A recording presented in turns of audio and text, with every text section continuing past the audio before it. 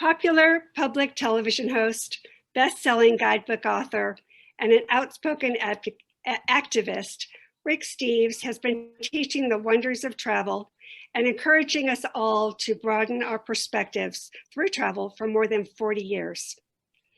Each year, he spends several months in Europe researching guidebooks, fine-tuning his tour programs, and filming his TV show, and making new discoveries for travelers. He's the founder and owner of Rick Steves Europe, a travel company leading tours all across Europe. And tonight he is joined by my colleague and Chief Development Officer of the World Affairs Council, Sandhya Bayou. Rick, Sandhya, welcome. Thank you. Nice to be here, Marianne. Rick, what a pleasure and memorable moment this is for all of us. Thank you again for your willingness to participate here. Welcome to Love Letter to Travel. So nice to be here and to celebrate the mission of the World Affairs Council, because we both have the same mission, and that's to reach out and be friends with our world. Absolutely. And I want to a little bit reflect on the title of the program, Love Letter to Travel. It's something when you and I spoke for the first time on the phone and you said, Sandhya, episode we'll talk about is why we want to travel. It is almost like a love letter to travel. So when you said it, it completely stuck in my mind to the point, but I really wanted to call this show Love Letter to Travel. So again, thank you for such great idea. You bet. For our audience, so that kind of the run of the show, we will structure the presentation kind of the following way. We'll touch upon Rick's personal journey, how he got started in the travel industry, then view a specially for us created video clip, runs about 3 minutes. Please do note that because it is weather storm going through Houston and we have different internet speeds, that video is also available on our YouTube channel. So that will be again about 3 minutes long. Afterwards, we'll continue discussion on Rick's travel philosophy, chat about travel as a political act, talk about travel in general, and of course, you all want to know the future. What does 2021 look like for us? And questions, absolutely your questions. Those, again, as a reminder, they come through the Q&A on the bottom of your Zoom screen. Again, Q&A, and I'll be able to see those questions as they come in. Rick, very, very curious, how did you get your start in travel? Just wondering, is it book or movie, perhaps event that sparked that? No, I was on a trajectory to be like a lot of Americans with very little curiosity, and I was just going to stay home. And suddenly, when I was a schoolboy, my father started importing pianos from Germany. He was a piano tuner, and he decided to get into business as a piano importer. So he came home one day after work and said, "Son, we're going to Europe to see the piano factories." And I thought, that sounds like a kind of a crazy idea. And I was taken there by my parents, and that was a big blessing because I realized, hey, this is an option, and I had a great time traveling with my parents. And a couple of years later, I realized I didn't need my parents to have all that fun.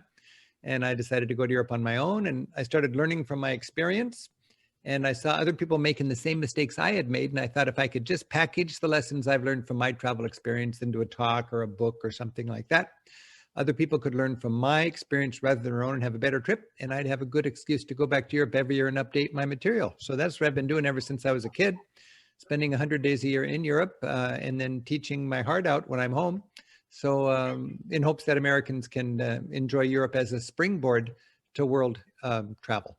Absolutely. Wow. I did not know about the pianos. You learn something every day. Yeah. Thank you for that story.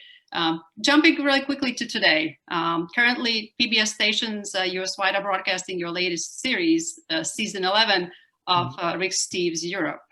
One of your episodes, actually the latest one, is about why we travel. And I think it's so timely, the importance of travel, that we talk about it today, because we definitely want to, we long for it. And I think perhaps this pause that has been put on us really makes us evaluate the importance and appreciate what we are missing.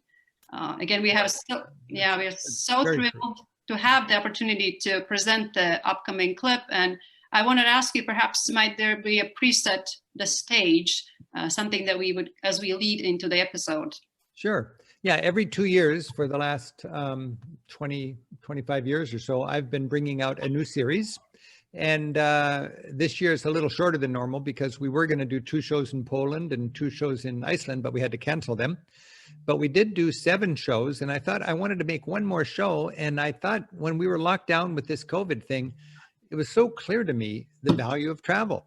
So I wrote a TV script called Why We Travel, and we just went through our archive and celebrated the value of travel, because it's when you don't travel, you realize how important it really is. And I've been giving a lot of thought about that, and we can talk about that over the next few minutes. But we did this 30-minute program, and this is just the first 3 minutes. But let's just watch this, and then we can talk about why we travel.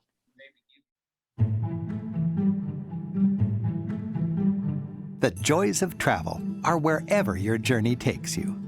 Peaceful parks, great cities, across the sea, or just across town.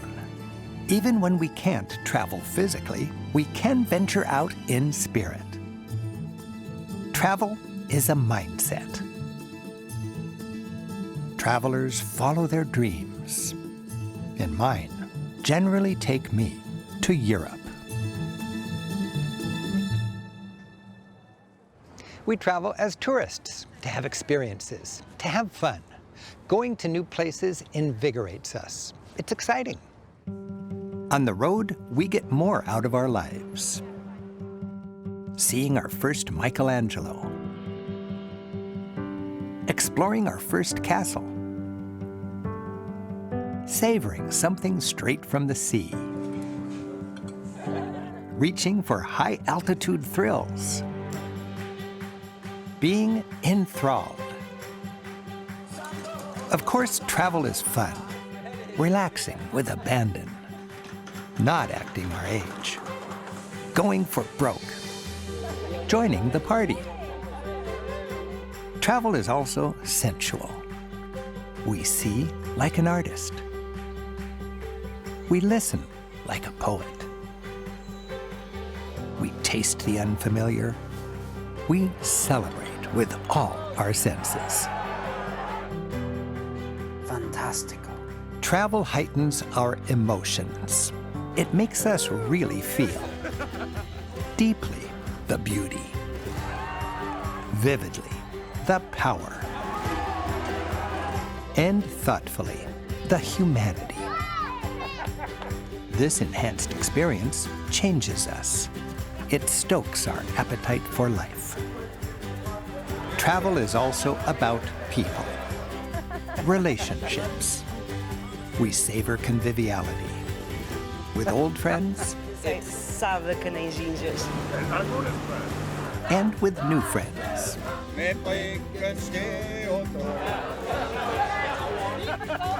We laugh with abandon. Shared experiences become lifelong memories. My earliest travel experiences, captured on the road decades ago in journals and postcards, remain some of my most treasured memories. The writing kept telling the story of how travel makes the world your friend. June 3rd, 1980, Dingle Peninsula. I really didn't know where I was going. I just stuck out my thumb in whichever direction the car was. July 7, York. The evening was spent enchanted in the church, listening to a Bach Mass in B minor. My landlady looked out the window and cheered to me, saying, "Ah, another day of soft weather." But I have a strange, almost cocky optimism, a feeling that things will somehow work out for the best. Yes, indeed. Thank you for that. It really takes us back, right? We've experienced, we can smell it, we can taste it, we feel the energy of the moment. Yeah. It's interesting for me because this is the first year I've not traveled since I was a student. As I said, every year I spend 100 days in Europe, and totally different for me to be at home. And I spent a little time just enjoying my old journals that I wrote in the 70s. And it was just impressive to me how vivid those experiences were and how I treasure those experiences. And I realized it's a good thing that my experience of travel back when I was a kid, it's essentially the same as a young person traveling today. If a student goes to Europe today, they've got apps and they've got technology that we couldn't even imagine when we were kids. But the value of travel, the magic of travel is precisely the same. And I'm really thankful for that. So why do you travel? What does it feel for you? What does it do for you? Well, that's a good question. I travel because I'm curious about the world. I'm surprised that somebody could live their life and never venture beyond our country, never have a passport. I mean, of course, you need to be privileged enough and affluent enough to be able to afford to travel. So a lot of people, they've got struggles and they're not able to travel. But you noticed in that little clip, I said travel is a mindset. Even if you can't travel physically, you can have a traveler's mindset. You can have a curiosity about how you are, who you are compared to the rest of the world. I really believe we learn more about ourselves and our home sometime when we leave our home and we look at our home from a distance. I love that idea. Also, it wallops our ethnocentrism.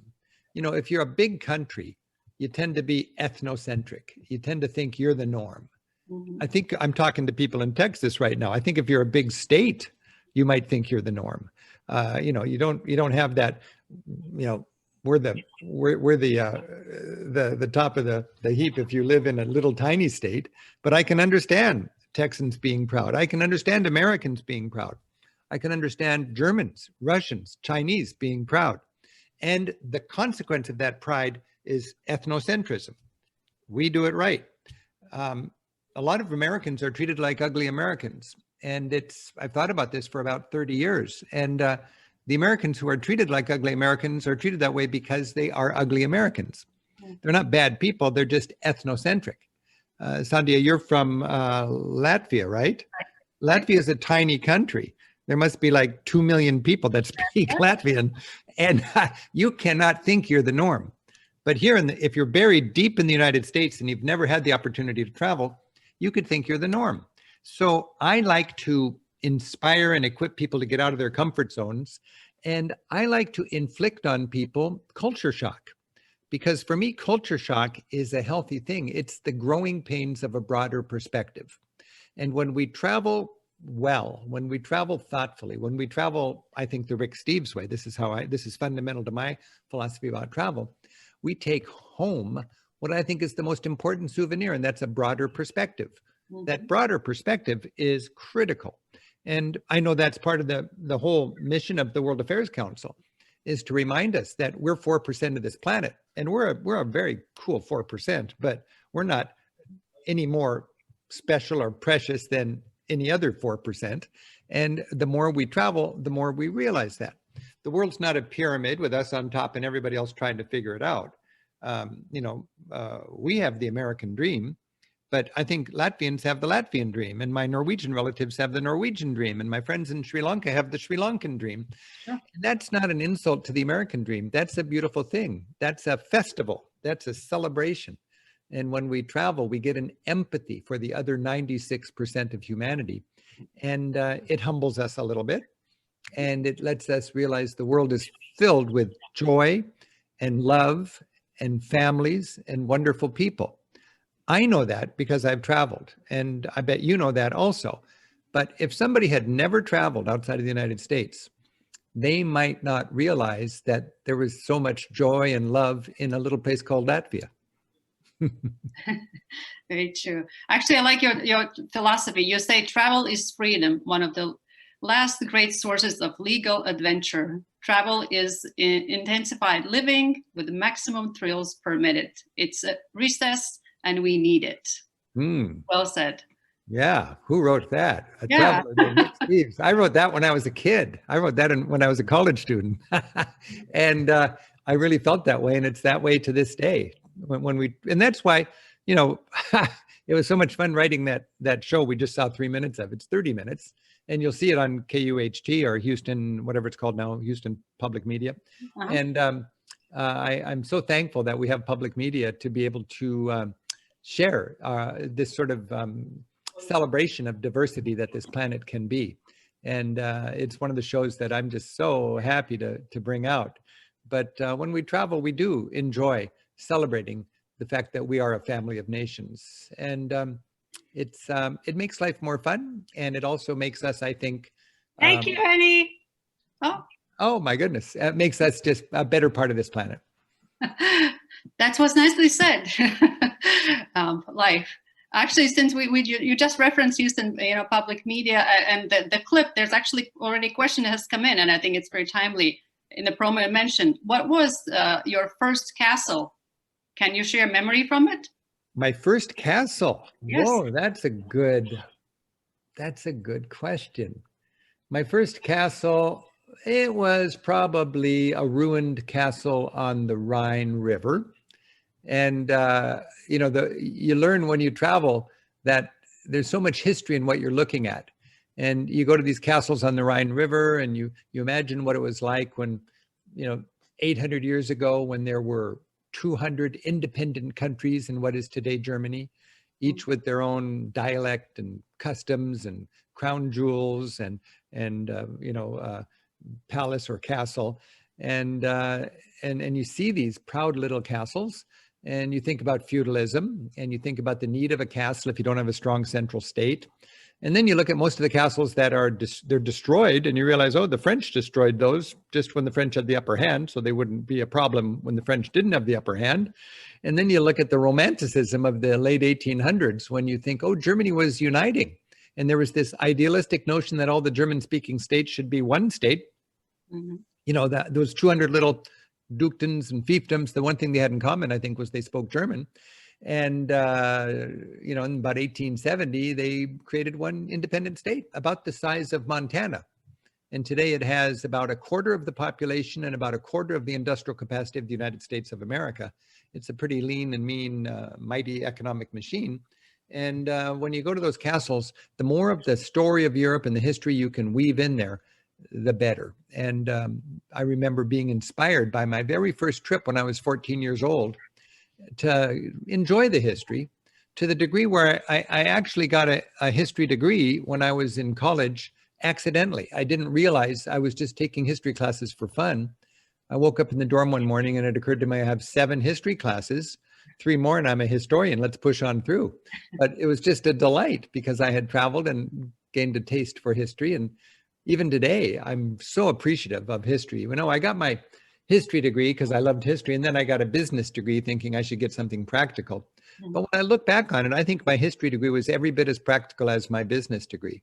And today, in so many ways, history is speaking to us. And it scares me to think that people refuse to listen to history when it's speaking to us. But history is speaking to us.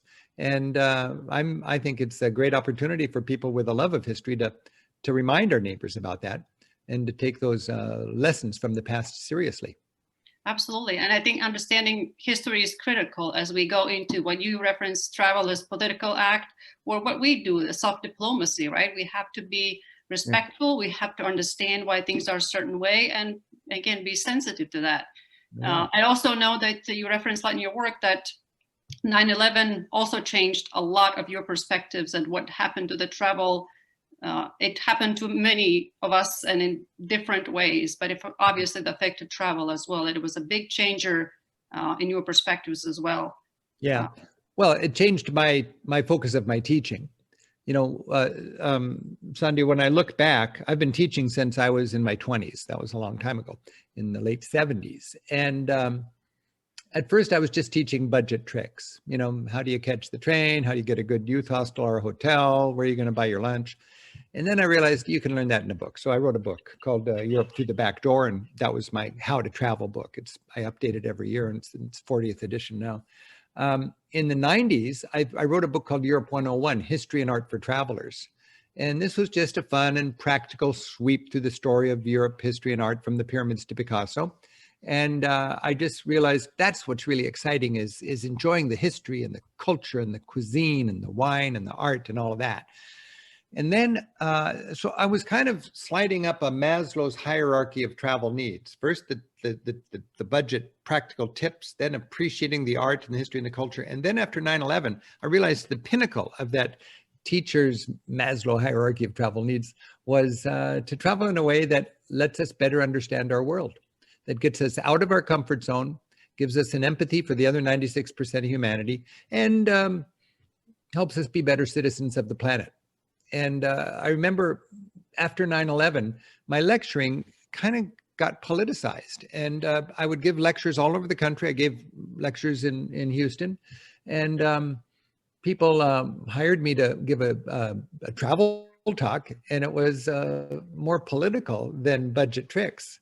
And it was a good talk, but they said, we should be a little more upfront with it. So I said, yeah, you're right. We should call it Travel as a Political Act. And now I give my budget travel talk. I give my Isn't the Italian Renaissance Beautiful talk. And I give my Travel as a Political Act talk. And the Travel as a Political Act talk is the one that gets the traction. I wrote a book called Travel as a Political Act. And it's got the Travel Book of the Year award by the Society of American Travel Writers when it first came out. This is the brand new edition. And I just think there are so many valuable lessons in this book. And it can be, I give the talk in a religious setting, and I call it Travel as a Spiritual Act. But one way or another, we can travel thoughtfully. There's, when I was working on the Why We Travel script, it occurred to me there's three kinds of travelers: tourists, travelers, and pilgrims. A tourist just has a bucket list. They just want to see famous things and have fun, which is okay. Nothing wrong with it. They want to go shopping. They want to have fun on the beach. That's a tourist. A traveler is somebody who, in my estimate, wants to go and learn, get out of their comfort zone, try new things, just broaden their perspective and learn, experience the world. They're curious. They're a traveler. And a pilgrim is sort of the ultimate kind of traveler. A traveler learns about the world. A pilgrim learns about themselves through travel. A pilgrim realizes you can leave home and learn more about home if you set your mind to it. You're a seeker. You're looking for meaning. And I find a lot of meaning when I'm walking on a ridge in the Alps, or if I'm going on a pilgrimage trail in Spain, or if I'm hanging out with Muslims in Turkey. I just find more dimensions to my life. It just carbonates my whole outlook. And I really value that. Some people are uncomfortable with that, but I find great joy in being inspired by people who see things differently than me. And then I come home and I'm glad I'm back home. I mean, I'd live nowhere else. I'm as American as can be, but because I have traveled, I know the world is a vast and diverse place, and it's a beautiful place. And because I've traveled, I can come home and have higher expectations of my own country. Some people call that America bashing. I call it America loving. I mean, we are able to do better. And it's nothing to do with politics. I mean, it's nothing to do with, partisan politics. It's something to do with just sharing notes with humanity and grappling with problems that are confronting us. In the future, we're going to be confronting some pretty serious challenges. I mean, look at COVID. That's not the last of these challenges. Absolutely. And going forward, we're all, America is so concerned about its security. We spend almost $1 trillion every year on our military to be safe. I would hope the only reason we spend all that money on the military is to be safe. Well, we need to take a hard look at it and decide what really does make us safe. In the past, it's been military hardware. Going forward, maybe it's going to be science. Maybe it's going to be working with other nations. Maybe it's going to be investing in difficult parts of the world so it's more stable. Because when we have a more stable world, we have a world that's more fun to trade with and a world that is safer. If defense really is for our safety and our security, I think you talked about, I forget the term you used, but I'm thinking soft power. You had, what was the word you used, Sanja? People to people of soft diplomacy. Soft diplomacy, yeah. And it's related to soft power. We can do things that are soft power to make ourselves safer. And maybe it's a better investment than hard power. I don't know, it's a complicated issue, but it's something we should not be afraid to talk about. I agree. Actually, one of the shows you mentioned the comment of Bon Voyage versus safe travel. Would you kind of your thoughts on that? Well, that is an interesting thought, isn't it? I bet a lot of people watching us right now who are joining this little get together, I bet when they started traveling, they said Bon Voyage. We said Bon Voyage when I went on my first trips. Now nobody says Bon Voyage. What do they say? Have a safe trip. We'll pray for you. Do you think it's a good idea to be going over there considering all that's happening?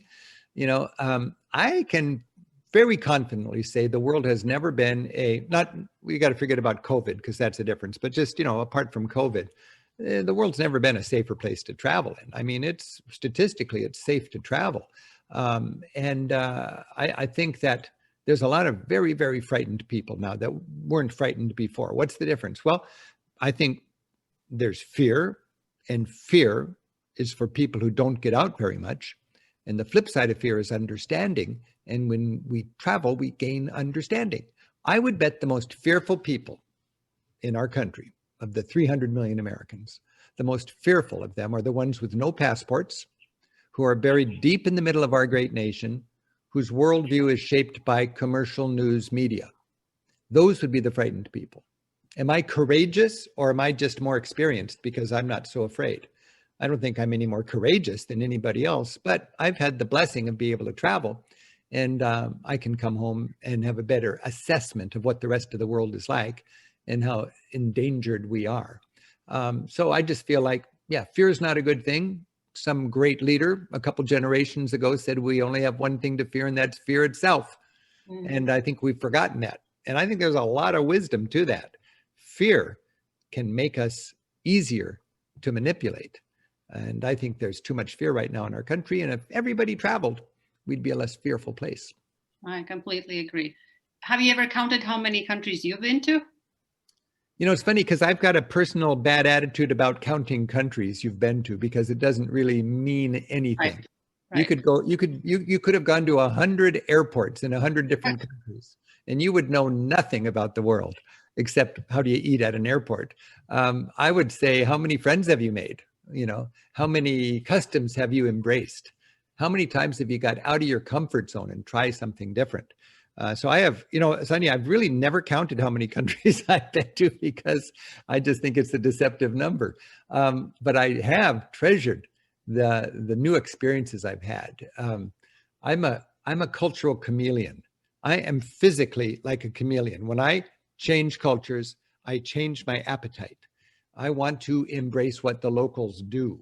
I never drink whiskey here in this hemisphere, but when I'm in Scotland, I drink whiskey every day.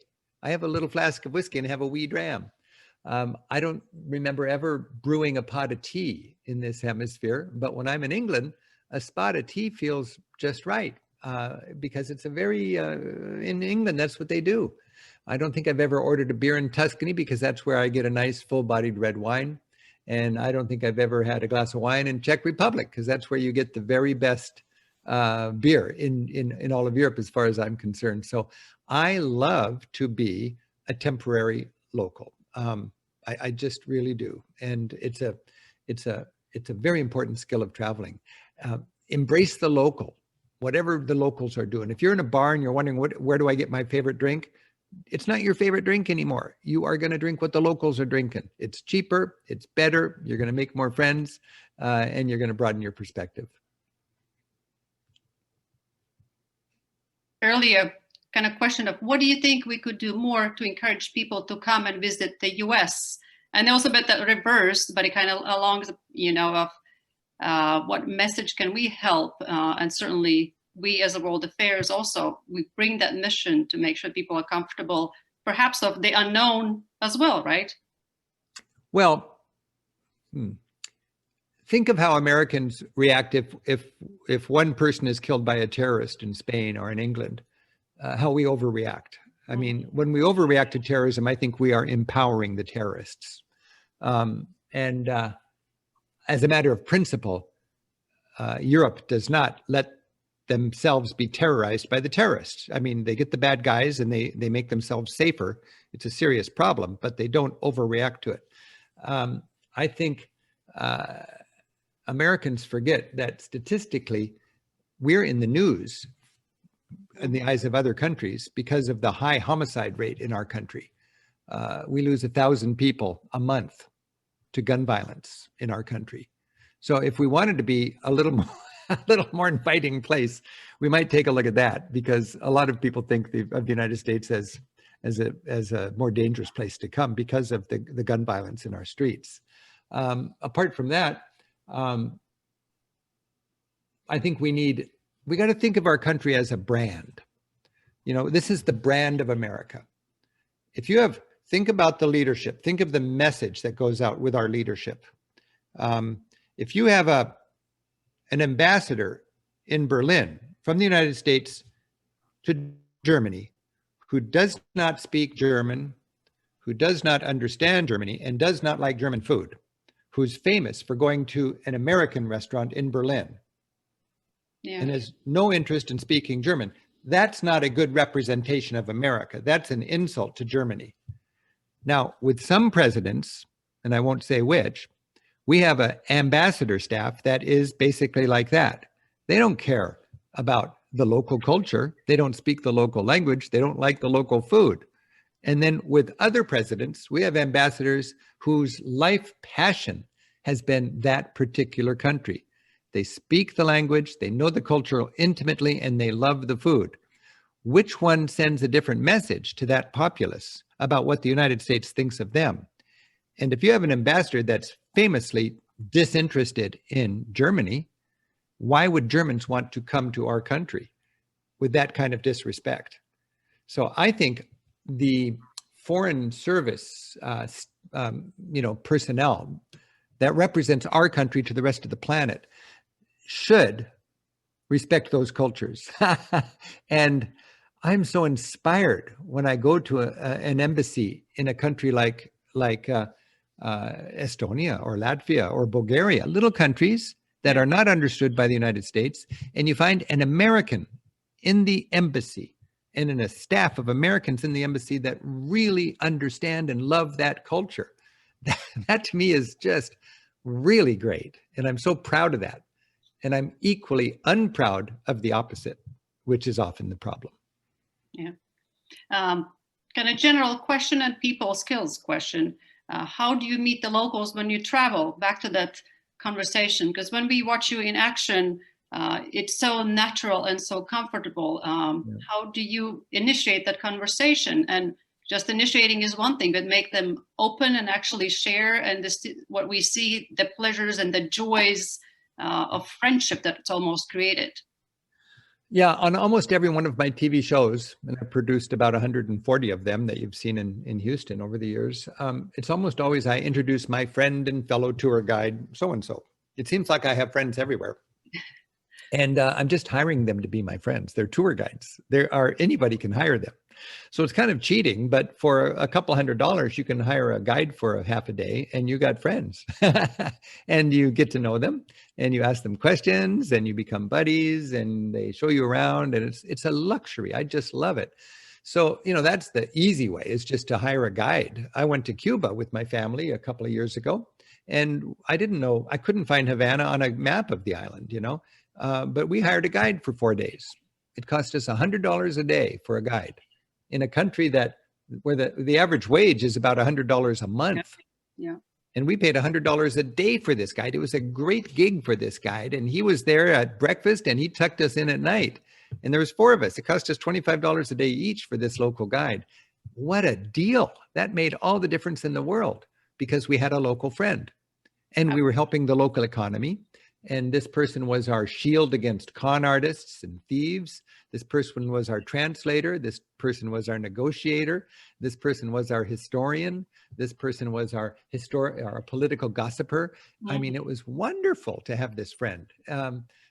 It's hard to put a price on that. So I would highly recommend that, especially in countries that are more challenging. I would say when you look at my TV shows, you see I make a lot of friends. I'm lucky I've been to going to Europe. It's my beat. So I've got a lot of contacts there, and people, they at least act like they're my friends because I send them a lot of business. They're in my guidebook, or the tours go visit them, and here comes Rick Steves. So they want to be sure that I'm having a good time. So I'm lucky that way. But anybody who's got reasonable social skills can have friends in their travels. You just got to remember, Americans are a little more at ease being informal and on a first name basis. And I think if it's done thoughtfully, Europeans are charmed by that. That's an advantage we have when we travel, is our ability to be chummy right off the bat. Mm-hmm. Texans have to be a little bit careful, because Texans come off a little bit too ethnocentric. I mean, you just got to tone down the patronizing a little bit. And all of us have that challenge. We just have to be mindful of that. So I would say, take advantage of your ability to be not eccentric, your ability to be extroverted. And assume that we are just as interesting to them as they are to us, especially Texans. If I was a Texan, I would take a photo book with me, and everybody I met, I'd show pictures of Texas and share the culture. It's a two-way thing. You're going all the way over there. They've heard all sorts of things about the United States. They've heard all sorts of things about Texas, that's for sure. You have a huge advantage because people are curious about Texas. So come equipped to share, and then understand in every culture there are places you go to have a good time socially. In Italy, there's the aperitivo. It's the social hour. It's happy hour. The sun's going down. People have made their money. They're not ready to go home yet. They go to the main square, the piazza, and they have a drink outside. It's a multi-generational gathering of people. If you're in a university town, I love to be in a university town, in Italy especially, because Italians love to talk and they're curious about America. And I'll go to in the university, I'll go to the square where the students hang out, and I'll just find a group of students and I'll say hi. And if it's a fun vibe, I'll buy everybody a drink. It's $4 a drink. There's 6 kids at the table. I just spent $24. And I've got friends, and I'm the most popular kid at the table. And we have a wonderful back and forth. When you go to the British Isles or, Ireland and England and Scotland, remember the pub, that's short for public house. That's the extended community living room. That's where everybody goes to be social. And if you sit at a table, you'll have privacy because they think you want privacy when you sit at a table. Sit at the bar. People who sit at the bar are sitting there because they want to get into a conversation. So that's a very simple trick. And that's just understanding the culture. Sit at the bar in a pub, buy somebody a beer, and you got a friend. Well said. Have some travel questions also continuously coming in. One is actually saying, love your travel philosophy. What country surprised you the most? Culture, food, people, etc. So what country, thinking back, might have surprised you? You know, my beat is Europe, and my mission, I employ 100 people here in Seattle. And I still do right through COVID. I mean, we have zero revenue right now, but I'm keeping my team together. We've trimmed the sails and we're going to survive this thing, and we're going to ramp up as soon as we can. We're feeling pretty good about the future of organized travel with the vaccine on the horizon. And we'll still be standing in a year. And I think in 9 months, we'll be doing tours again. So we're staying together. And we've got this ability to survive the crisis. But I'm sorry, remind me again the question. What country surprised you the What most? country? Yeah. So what I was getting at is my company's business is Europe. And our mission is to inspire Americans to venture beyond Orlando. If you've been to Orlando, a lot of times that's great, but try Portugal, So as a company, we teach Europe. My favorite countries are not in Europe. I mean, I think my favorite countries might be Japan and India. I love India and I love Japan because they rough up my ethnocentrism. They humble my ethnocentrism. They remind me we are not the norm. I just love to go to a country where I can learn different people do things differently. I was in South Asia, and I never forget, a man sat down at the table and he said, "Where are you from?" I said, "The United States." And he said, "I'm a professor here, and I want you to know that 1/3 of the people on this planet eat with spoons and fork like you. 1/3 of the people eat with chopsticks, and 1/3 of people eat with their fingers like I do, and we're all civilized just the same." Wow, he had a chip on his shoulder, and he wanted me to know that because he ate with his fingers, he was not less civilized than me. And he was right. I thought less of him, and then I realized I was wrong. I remember going on an Indian airplane, and there was a decal over the toilet, in the toilet on the airplane, instructing people who were illiterate, it was just a stick figure, how not to stand on the rim of the toilet and squat over it. Because I learned the average person on this planet does not sit on something when they go to the toilet. They squat. And I thought people who sit on something were the norm, but in actual fact, those of us who sit on something when we go to the toilet are the oddballs, because most people don't need to sit on anything. That's just a funny example, I think, of ethnocentrism. When I travel to a country like India, it just really humbles me. I thought I knew what love and pain and joy was. I thought I knew what time was. Go to India, it's different there. It's beautiful to know that it's different there. I thought I knew what music was. And when you go to India, you realize there's no meter and there's no mode. It's still music. And it might sound noisy to those who don't appreciate it, but if you appreciate classical Indian music, it's just as sophisticated and beautiful as classical Western music. So these are fun. I mean, I'm more comfortable with Western music, but I'm humble about it, realizing there are musicians that don't understand my musical language, just like I don't understand their musical language. It's the same thing with religion. You can be a Christian and think this is the norm, but you go to India and you realize, oh, I guess the norm here would be Hinduism. And this is an important thing for us to always be mindful of. And when you travel, Sandhya, you realize different people have different baggage. We talked earlier about 9/11. 9/11 is huge baggage in the United States. To this day, we lost 2,800 people, and to this day, we're still carrying 9/11 baggage. 20 years later, well, okay, that's tragic. I don't want to minimize the tragedy of that, but I do want to remind Americans, we got to get a grip and recognize that every country has baggage. And we got to respect other people's baggage, just like we'd like them to respect our baggage. It's important to give people a little wiggle room. I think Latvia has some pretty serious baggage that most of us wouldn't appreciate. I know the heroism in Latvia, Lithuania, and Estonia to win their freedom. And I also know in Estonia, for instance, the Russians actually tried to dilute the population of Estonia by planting Russians there. So everybody would intermarry and Estonia would just be dissolved into Russia. I mean, and then today, you've got a horrible situation where you've got a Russian underclass in a country of Estonians that is still causing problems decades after the fall of the Soviet Union. That's just some baggage that was caused a long time ago that Americans are kind of clueless about. And I think we just got to just assume every country's got baggage, just like we have 9/11 baggage. And our baggage is not more tragic than their baggage. Well, talking about it, mentioning different countries kind of away from Europe, one of the travelers says, Rick, I'm a Europe traveler, first inspired from watching your programs, and I even worked briefly for the European Union. On a non-European note, what inspired your recent travel to Ethiopia? I just produced a TV show for public television, and I think it's aired in Houston, and it probably will air again. It's called Hunger and Hope, Lessons Learned in Ethiopia and Guatemala. And if you haven't seen it, I'm very proud of the show. I'm so excited about having produced it. I learned a lot, and it's important information. It talks about how 10% of the planet is hungry, extreme poverty. Half of the planet, half of humanity is trying to live on $5 a day or less. And that's tough, but that's okay.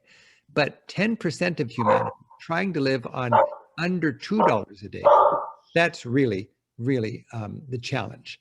And we can beat that hunger in the developed world if we just set our minds to it. It would not be any more difficult than what we have done just in the last couple of months to get aid to our country during COVID. If we marshaled that much energy to overcome hunger on this planet, we could do it.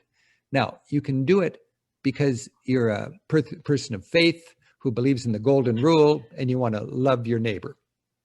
And a lot of people claim to be people of faith, but they don't take that seriously.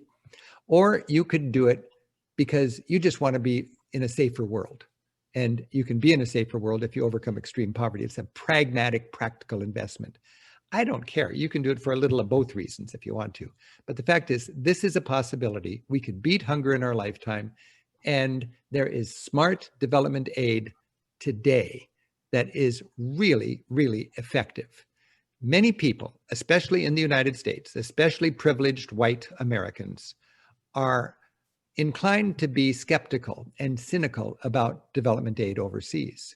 But they're judging it on 2 generations ago of aid that made people dependent. Modern development aid empowers women and it makes people independent and it makes our country stronger because it makes the world more stable. I'm so excited about that notion. So I took a 1-hour opportunity thanks to public television and produced this show.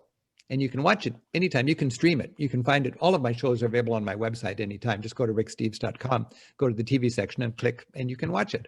But I've long wanted to address the structural foundation of poverty. How can there be people starving in a world where there is so much wealth? And it's structural. And I wanted to highlight that. And I also realized that a populist government in our country could think it was politically expedient to line out foreign aid, which is about maybe 0.5% of our GDP. And they could just say, we can't afford this. And I wanted to make a good point that it's a smart and pragmatic investment, even if you have no heart for hungry people. So it was a fun challenge. I did it for my church, a show like that 20 years ago for the Lutheran Church. And I wanted to do it in a secular sort of media world with higher production standards and so on. And we did this show, and I hope people can watch it. It's pretty exciting. It's called Hunger and Hope, Lessons Learned in Ethiopia and Guatemala. Thank you. We have a comment actually from Indian individual saying that, I'm glad you enjoyed my country, from an Indian. So I love India. I want to go back. I've just, India is just, it's, you can just walk in any direction in India and be enthralled and meet wonderful people. I have a question from Sandy saying, do you speak and understand other languages? No, I speak only English. And I make it very clear not because I'm proud of it. It's really a shame. It's kind of an embarrassing thing, considering how much travel I've done and how much I've missed because I didn't learn a foreign language when I was a young person. But I want to remind people that if I can do it, you can do it. And if I spoke all the languages and I said it's easy to travel, you could say, well, you speak all the languages. But I speak only English, just like most of the people watching us right now. And we speak the world's linguistic common denominator. We speak the language that works. So, I'm able to lead my tours, write my guidebooks, make my TV shows, have great vacations, speaking English. I think you can, in my Europe Through the Back Door book, there's a chapter called Hurdling the Language Barrier that talks about how you can communicate more smartly in English. I think rather than learning a few more French verbs, if you want to get some better ability to communicate, sit down and think about communicating in what the Voice of America calls simple English. That's the key. I've been saying this for a generation. Since then, a whole generation has grown up speaking better English than ever. So yeah, you can travel anywhere you like. And we are lucky because we speak the language that is the language of travel. Sure. We have a steady flow of questions coming in. Thank you very much for those as well. And also I want to kind of pick your brain of what the future 2021, because I know that's really is on the minds for most of us. And I'm probably safe to say most of us participating today that's on the mind, Yeah, it's on my mind. It's sure on my mind. Is the time, and what are your thoughts on 2021? 2019 was the best year we ever had in my tour program. We sold, we took 30,000 people to Europe on 1,200 different tours. This year we were on target to have a better year yet. We had 80% of our seats were sold out, and then all of a sudden this tsunami of COVID hit us, and we had to give about 24,000 refunds back to everybody who signed up. And now we've got all these people that want to go on a Rick Steves tour, and we don't have any tours to do. And I've got 100 guides in Europe looking for work, and they're waiting for work to, tours to lead. It's a tough time. My mission is to keep my team together and still be standing when we get out of this. And from the start, I was sort of trying not to be overly optimistic, but be hopeful. And I was hoping that we would have a virus sometime this winter, a vaccine sometime this winter, and it would take hold, and then we'd get back on our feet in late summer of 2021 and be up and running in the fall of 2021. My conservative estimate now is that we're not going to have any organized travel until late summer of next year. And then we're going to start doing tours in August. We're going to have a lot more tours in the fall of next year. We're going to sell our tours, reminding people we're the early bird, so you can't quite predict everything as in normal times, but we can still have a safe and reliable and steady experience. And then I think in 2022, it's going to be, we're going to be back in action. It'll be a little bit of a fragile recovery. And then 2023, it'll be just like before. That's my hope. I think with the vaccine, we're on a glide path to normalcy. And right now it's just going to be a waiting game. And can we have the diligence and the discipline to embrace science, recognize that we owe it to our community to stay safe, to embrace science, and to work together as a caring nation? We can do this, but our track record so far is not very good. So we've got the spike that we're dealing with now, and then it's a waiting game until the vaccines take hold. That's my hope. That's my prediction. You could get the best travel professionals together on a panel, the world's experts, and they wouldn't be able to tell you any more than that. I think the big question is, are you going to wiggle and squirm and be impatient and want to travel during COVID? Or are you just going to lay low and do something else and then travel when it's all clear? There's two different approaches. Patience is not an American forte. It's certainly not a Rick Steves forte, but lately patience is my middle name. I don't want to go to Europe and eat in a bubble so I don't get somebody else's germs.